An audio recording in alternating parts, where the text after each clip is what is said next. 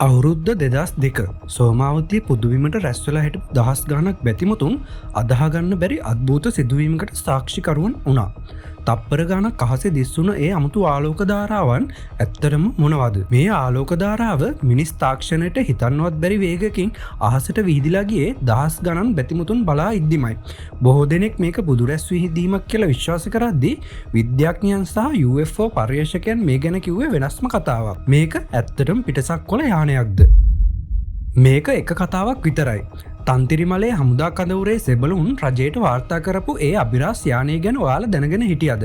ඒ වගේම පොළොන්නරුවේ දානිගල කන්ද එහෙම නැත්නම් ලංකාවේ ඒලියන් මවුන්ටන් එක ඇතුළේ සැඟවුණු රහස් සංකේත සහ අහසින් වැටුණු උල්කා කැබලි වලින් හමුවුණු පිටසක්වල ජීවීන්ගේ පොසිල ගැන විද්‍යාඥයන් කළ හෙළිදරව් ගැන අද මම මේ වීඩියෝ එකෙන් කතා කරනවා. ඒ නිසා වීඩියෝ එකේ අන්තිම තප්පරය වෙනකම් බලන්න.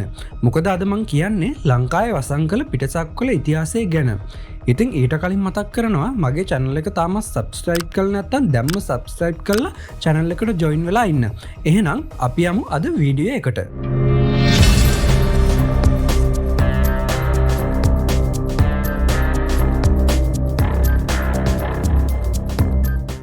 මුලින්ම යමු 2002 අවුරුද්දට.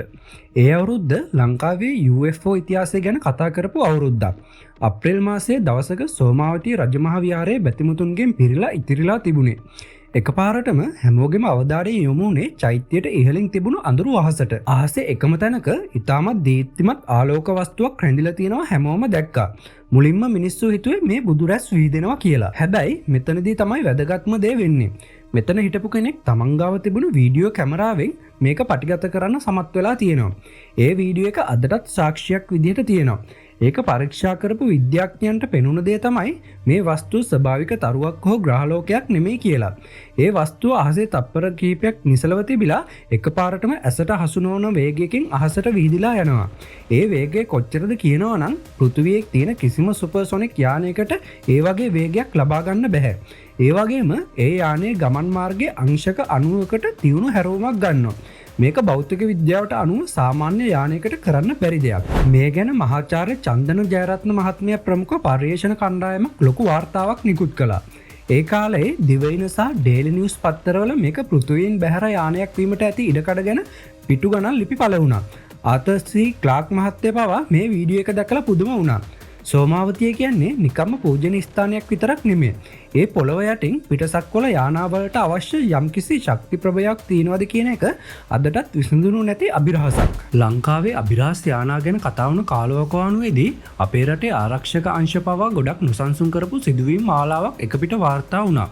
විශේෂයෙන්ම 1998 දියතලාව කැම්ප් එකට ඉහළින් දර්ශනය වුණ ඒ අද්භූත යානා නිසා හමුදා කඳවුර තුළ ඇති වුණේ ලොකු කලබලයක්. ඒකම තන්තිරිමලේ රජමහා විහාර ආශ්‍රිතවත් මීටත් වඩා බැරෑරුම් දෙයක් සිද්ධ වුණා. එදා රෑ ඒ ප්‍රදේශයේ ආරක්ෂාවට හිටපු 21 වෙනි සේනාංකයේ යුද හමුදා සෙබළුන් අහසේ තැඹිලි පාට ආලෝකයක් ඉතාමත් අසාමාන්‍ය විදියට පාවෙනවා දැක්කා.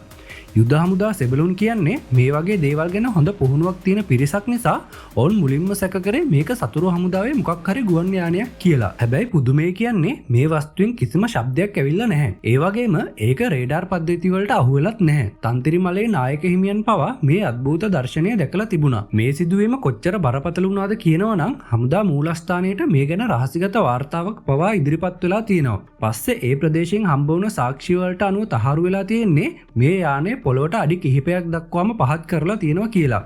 මේ ගැන අදහස් දක්වපු ආතර් සී ක්ලාක් මහත්තයා කිව්වේ ලංකාවේ උතුරු මැද පළාත සහ කඳුකර ප්‍රදේශ කියන්නේ UFO වලට ඉතාමත් පහසුවෙන් ඇතුළු විය හැකි ශක්ති කලාපයක් කියලා. මේ හමුදා වාර්තා අදටත් රජයේ රහස් ගොනු අතර තියෙනවා කියලා තමයි කියන්නේ. දැන් අපි එමු මේ වීඩියෝ එකේ තියෙන අතිශය වැදගත්ම සහ අద్භූතම තැනට. ඒ තමයි පොළොන්නරුවේ කන්දේගම් ප්‍රදේශයේ තියෙන දානිගල කන්ද. මේකට ඒලියන් මවුන්ටන් කියන්නේ නිකම්ම නෙමෙයි. මේ කන්දේ භූවිද්‍යාත්මක පිහිටීම ලෝකයේ වෙනත් රටවල තියෙන පිටසක්වල යාන ගොඩබාන තැන් වලට ගොඩක් දුරට සමානයි.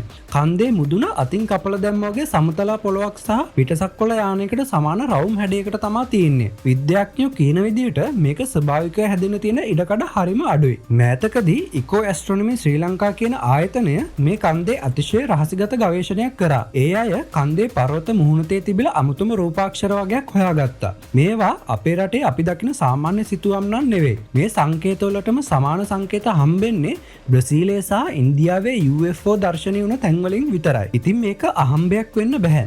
පර්යේෂකයන් කියන විදිහට මේ රූපාක්ෂර ඇඳලා තියෙන්නේ පෘථිවියේ අතීත මනුෂ්‍යයන්ට වඩා දියුණු තාක්ෂණයක් තිබුණු බුද්ධිමත් ජීවීන් පිරිසක් කියලා දැන් සැක කරනවා. ඒ වගේම මේ රූපාක්ෂරවල තියෙන ජ්‍යාමිතික රටාවන් සහ ලෝකයේ වෙනත් රටවලින් හම්බුන UFO සංකේත අතර තියෙන සමානකම 90%කට වඩා වැඩි. ඉතින් කලින් කිව්වා වගේ මේක අහම්බයක් වෙන්න කොහොමටවත් බෑ. තවත් වැදගත් දෙයක් තමයි මේ කන්දේ තියෙන පාෂාණවල අමුතු රසායනික සංයුතිය. මේ කන්දේ තියෙන ඇතැම් ගල්වල චුම්බක ධාරිතාව සාමාන්‍ය ගල්වලට වඩා 10 ගුණයකින් වැඩි. ඒ නිසා තමයි ඔයාලා මාලිමාවක් අරගෙන කන්ද මුදුනට ගියොත් ඒක වැරදි දිශාවන් පෙන්නමින් පිස්සුවෙන් වගේ කැරකෙන්න ගන්නෙ. විද්‍යාඥයන් සැක කරනවා මේ කන්ද ඇතුළත ඉතාමත් විශාල ලෝහමය විහෝයක් හෝ රහසිගත තාක්ෂණික පද්ධතියක් තැන්පත් කරලා තියෙනවා කියලා. සමහර විට මේක පිටසක්වල යාන පෘථිවියට ඇතුල් වෙන්න පාවිච්චි කරන පෝර්ටල් එකක් හෝ ඔවුන්ගේ යානාවලට අවශ්‍ය ශක්තිය ලබා ගන්න පවර් ස්ටේෂන් එකක් වෙන්නත් පුළුවන්. ඒ විතරක් නෙමෙයි. මේ කන්ද මුදුනේ තියෙන පැතලි ස්වභාවය නිසා ඒක රේඩාර් පද්ධතිය වලට අහුවෙන්නේ නැති ඉන්විසිබල් සෝන් එකක් විදිහට ක්‍රියා කරනවා කියලා මතයක් තියෙනවා. ඒ වගේම තවත් පුදුම හිතෙන කතාවක් තියෙනවා. ඒ තමයි මේ කන්දේ අසාමාන්‍ය චුම්බක ක්ෂේත්‍රය ගැන පර්යේෂණ කරපු අය දැක්කා කන්දේ යම් යම් ස්ථානවලදී ගුරුත්වාකර්ෂණය පවා සුළු වශයෙන් වෙනස් වෙනවා කියලා. ප්‍රදේශවාසීන් කියන විදිහට අදටත් පොය දවස්වලට මේ කන්ද මුදුනට අහසින් විශාල ආලෝක ධාරා පතිත වෙනවා. ඉතින් දානිගල කන්ද කියන්නේ පිටසක්වල යානාවලට අවශ්‍ය ශක්තිය ලබා ගන්න ස්ථානයක්ද? නැත්නම් ඔවුන් පෘථිවියට එන්න පාවිච්චි කරන ද්වාරයක් මේ කන්ද ඇතුලේ තියෙනවද? මේ රහස් සංකේත වලින් ඔවුන් අපිට කියන්නේ උත්සාහ කරන්නේ මොකක්ද? මේවා හොදෙක් සිතුවම් නම් නෙවෙයි. මේවා පිටසක්වල තාක්ෂණික සිතියම් වෙන්න පුළුවන් කියලා දැන් මත පළ වෙනවා. පර්යේෂකයන් කියන විදිහට දානිගල කන්දේ අභිරහස සම්පූර්ණයෙන් විසඳන්න නම් අපේ පෘථිවියේ තියෙන තාක්ෂණය මීට වඩා 10 ගුණයකින් දියුණු වෙන්න ඕනේ. දැන් අපි මේ සියල්ල විද්‍යාත්මකව තහවුරු කරන ප්‍රබලම සාක්ෂිය දිහා බලමු. ඒ තමයි 2012 දෙසැම්බර් 29 වෙනිදා පොළොන්නරුව අරලගංවිල ප්‍රදේශයට පතිත වුණ අමුතුම උල්කාපාතය. එදා රෑ අහස එකපාරටම එළිය වුණේ විශාල ගිනි බෝලයක් කඩා වැටෙන්න වගේ. ඒ වැටුණු ගල් කැබලි අතරගත් මිනිසුන්ගේ අත් පුදුම විදියට රතු වෙන්න සහ කසන්න පටන් ගත්තා. මේ සිදුවීම ගැන පර්යේෂණ කරන්න ඉදිරිපත් වුණේ ලෝකයේ සිටින අති දක්ෂම තාරකා විද්‍යාඥයෙක් වන මහාචාර්ය චන්ද්‍ර වික්‍රමසිංහ මහත්මයා. එතුමා බ්‍රිතාන්‍යයේ කාඩිෆ් විශ්වවිද්‍යාලයේදී මේ උල්කාපාත කැබලි අතිනවීන ඉලෙක්ට්‍රෝන අන්වීක්ෂා හරහා පරීක්ෂා කරා.